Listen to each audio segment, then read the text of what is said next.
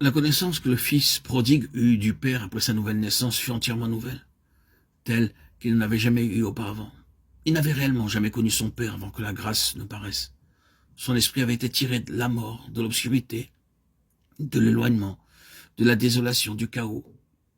Et il eut alors non pas simplement une connaissance objective de celui qu'il avait appelé père, mais une compréhension et une appréciation subjective et expérimentale de lui, car l'esprit du Fils était né en lui, ou lui avait été donné, par lequel s'écria « Abba, Père ». Il n'y a pas de relation avec Dieu ou de connaissance de Dieu qui nous sauve, si ce n'est par la grâce et la nouvelle naissance. Ainsi donc, ceux qui sont nés de nouveau sont devenus de petits-enfants. Matthieu 18, 3. De petits-enfants en Christ. 1 Corinthiens 3, 1. Dans les choses spirituelles, ce n'est pas mal si nous ne le restons pas. Ces petits-enfants doivent tout apprendre à nouveau parce que toutes choses sont devenues nouvelles et tout cela vient de Dieu. 2 Corinthiens 5, 17, 18. Ils ont à apprendre une nouvelle sorte de connaissance, à vivre un nouveau genre de vie, en nouveauté de vie. Romains 6, 4. Paul nous dit que nous devons nous conduire comme étant devenus vivants de mort que nous étions. Romains 6, 3. Il nous faut apprendre que notre vie naturelle, ne peut pas faire la volonté de Dieu, vivre comme Dieu nous le demande, ou faire l'œuvre de Dieu. Ce n'est possible que par sa vie de résurrection.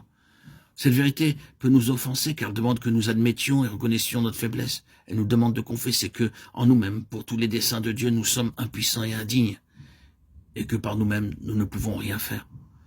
Le culte qu'a l'homme naturel pour la force, la capacité, le pouvoir, le succès éprouve un terrible échec lorsqu'il se trouve en présence de cette déclaration que le triomphe universel de Christ sur des hiérarchies plus puissantes que celles de la chair et du sang est établi. Parce que il a été crucifié dans sa faiblesse. 2 Corinthiens 13, 4. Dieu a été réduit à une certaine impuissance. Et la folie de Dieu est plus sage que les hommes et la faiblesse de Dieu plus forte que les hommes.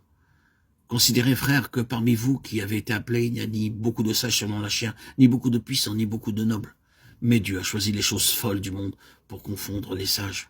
Dieu a choisi les choses faibles du monde pour confondre les fortes. 1 Corinthiens 1, 25, 27. Se glorifier dans les infirmités afin que la puissance de Christ repose sur lui. C'est un cri qui est bien éloigné du Saül de Tarse naturel. Mais quel changement extraordinaire s'est fait dans sa mentalité. Dieu a cependant toujours tracé une ligne très large entre la force et la puissance naturelle d'un côté et mon esprit de l'autre.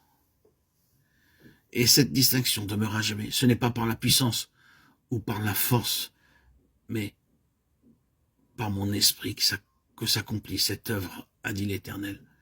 Zacharie, chapitre 4, verset 6.